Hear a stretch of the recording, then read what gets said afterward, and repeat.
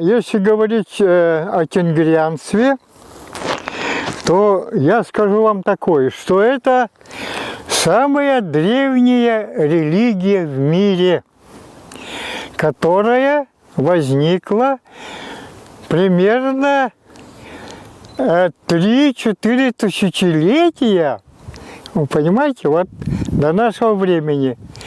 Это 2000 лет до нашей эры в Месопотамии шумеры Бога называли Дингир. Дингир – это потом стали говорить Тенгир, Тенгри, Тангра и Тангра. То есть это связано с именно шумерской религией, да, с историей шумеров. Очень-очень древняя религия мировая, откуда потом вышли другие религии, да. Тенгрианство всегда связано с природой. И мы не зря сюда приехали, на Зеленый Руг. Это около Якутска, который близко. И как уважение к природе, вот это основная часть тенгрианства, это уважение к окружающей среде, к природе, да? Я должен окропить землю, кормить духов. И кормлю землю, духов земли.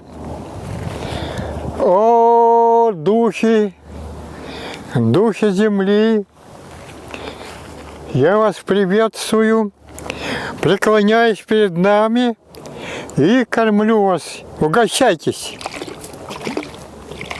То есть тенгрианство считает, что каждая, как говорится, живая и неживая сущность на земле имеет свою душу, дух или душу, да?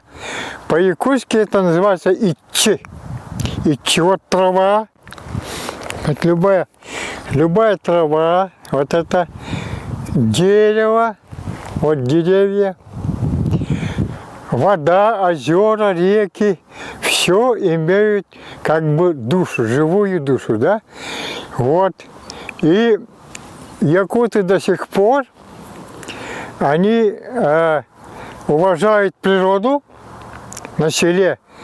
И если они приезжают на какое-то новое место, они обязательно дойдут читаха, хозяин местности угощают.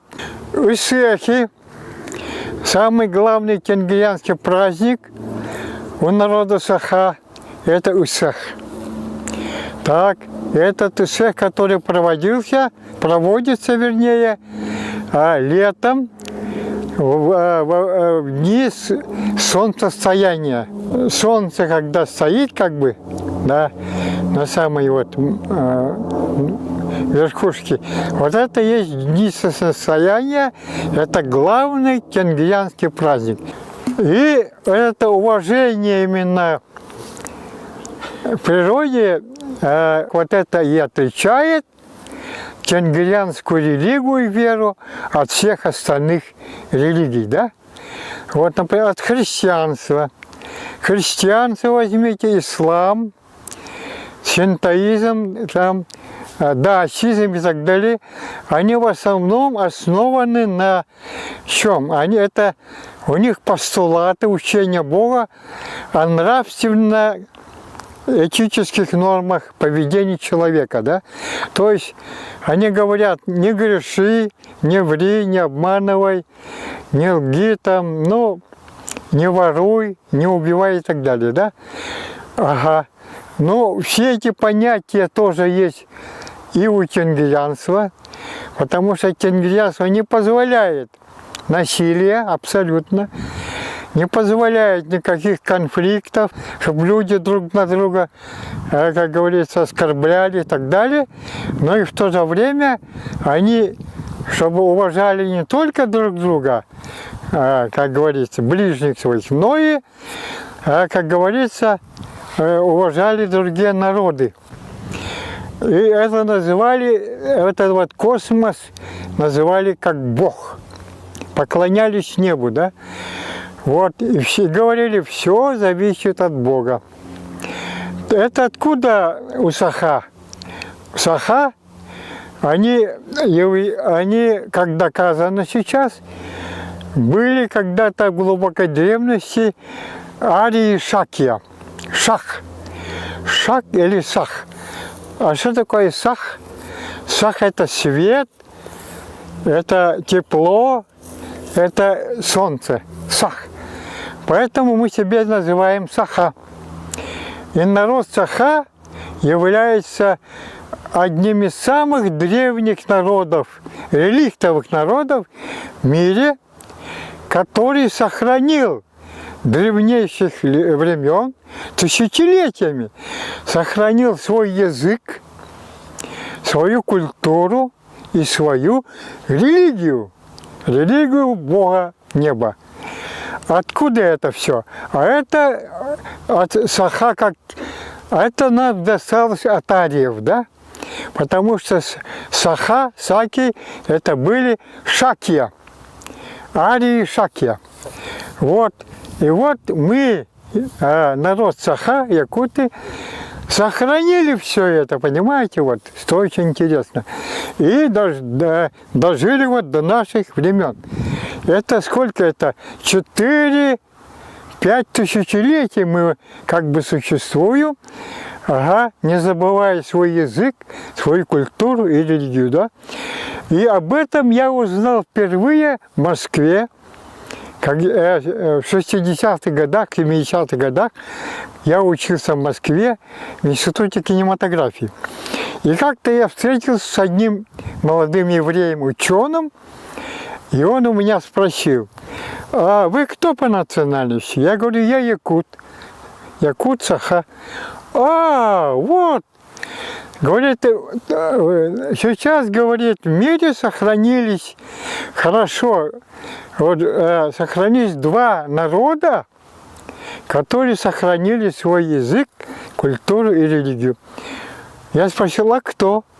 Он говорит, это мы, евреи, и вы, говорит, Саха. И с тех пор я поверил и стал изучать эту религию, тенгрянство. И я понял, что это действительно так, и что мы до сих пор, народ Саха, верим в своего бога Тенгри. Мы это называем Аитанара. Аитанара, Абра, Аитамара, Камаляс. И крестимся вот так вот. Это Салгенкут, воздух, душа, Боркут, земля, душа, Якут, мать душа, Сюр. Салгункут, Боркут, Якут, Сюр. Вот это вот. И вот это вот, они два пальца. Два пальца, и вот это вот большой палец и безымянный вот соединялись. Это как символ солнца. А почему два пальца? Потому что это небо, Бог Отец, это земля. Бог Отец Небесный и Мать Земля. У нас в Якутии тенгрианство сохранилось. Почему? Потому что мы, как древние шаки, да, шаки, мы не подверглись никакому другому влиянию других народов, да? Наоборот, мы влияли на другие народы, потому что где бы шакья, арии шаки, саки были, они везде устанавливали свою культуру и свою религию. Будь то, ну, особенно на территории Евразии, да. Сейчас вот наступил такой период, когда много конфликтов на земле, да. Вот возьмите вот сейчас вот наш конфликт с Украиной и так далее. И это все как-то тоже связано с состоянием вот этого планет в космосе. Вот так вот. Это связь древнего Тенгри и нашего современного мира. Тенгрианство определяет, допустим, если мы знаем, что сейчас происходит, то есть, когда вот эти космические лучи действуют на человека, на народы, да, и в каком состоянии они придут, мы сейчас должны думать, что сейчас наступает время больших конфликтов. И мы должны, понимая это, не входить ни в какие конфликты. Тормозиться, то есть себя ограничивать, жить спокойно, верой в счастливое будущее, когда наступят спокойные времена. И мы должны, уже наука должна определить, да, какие периоды, когда наступит такое вот спокойствие, да. И мы не должны абсолютно проявлять себя слишком активно.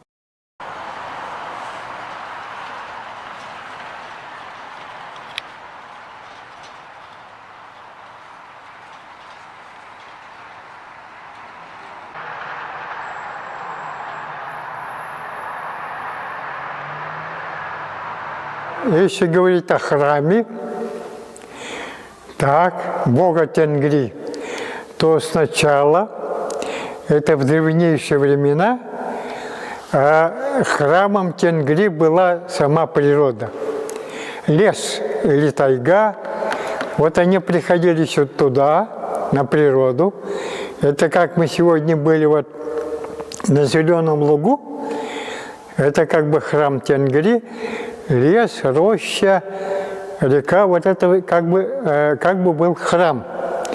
Но со временем, когда саки или якуты саха стали уже жить в более холодных местах, например, саха якуты, они переехали на север, они стали в жилищах, то возникла необходимость тоже поклоняться, собираться в храме тенгрианском как помещение. И вот они выбрали форму как ураса. Так, ураса шатровая, это большой шатер как бы, со всех сторон закрытый берестой. Это вот свет, белый цвет, белое это как бы символ Бога, Тенгри, соответствовала вот этой форме ураса. Потом ураса, почему она такая шатровая, как бы? Это тоже как купол. Небесный купол, как бы небо, вот, окружает вот так вот, куполообразное, поэтому ураса она самая, как бы подходила как храм Тенгри. Так, ну и верх урасы всегда был открытый, где можно было видеть звезды и другие там космические планеты, ну, в общем, эти космические звезды, да? И это была прямая связь с Богом, с космосом.